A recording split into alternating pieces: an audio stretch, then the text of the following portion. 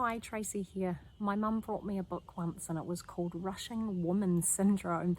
And I remember reading through it, and it was really just about how our mental health and how rushing and all these demands and all of these things can cause such a deep state of stress in our body. So these are all the things I teach now and that I know and that I help people to heal from. But I remember sort of reading through this book, and it kind of said early on in the book to not kind of skip through this book, to just get to the end, into the end point, because that's exactly what a rushing woman would do. And I have to say, I did skip right to the end and only read the last bit. So there was a time in my life that I almost wore my stress and my push through like a badge. You know, oh my God, I'm so busy, and I have no time.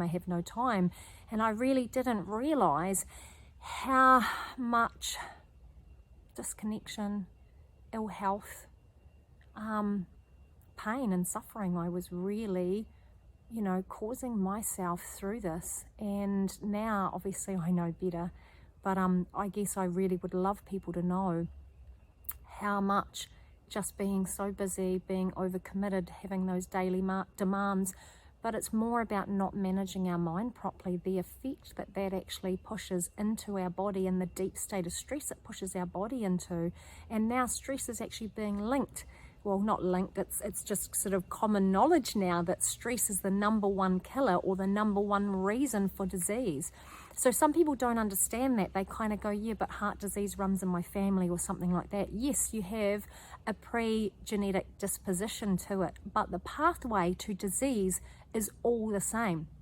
It's the starting place of not managing our mind properly, not managing these stresses and all these commitments, and our mind can't tell the difference between something that we're worried about, just worrying about, and something that's actually happening. So we can create this physical stress response continuously in our body just through our thoughts.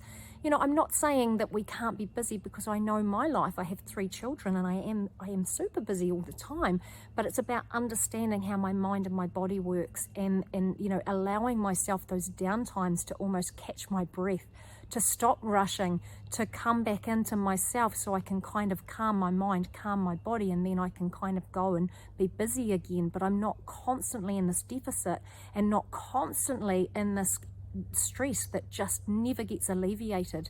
So anyway, I guess I'd just love to say, maybe, drop some of that rush. Where can you find a bit of time for yourself? Self-care, self-care now, to do these things so we don't end up almost in a heap on the floor later on, or have to pick up all the pieces that we've almost, fallen apart because we were too busy rushing, too busy doing so much, and not really thinking about what we were doing to our physical or our mental health. Anyway, have a wonderful day, and I look forward to your comments and feedback. See ya.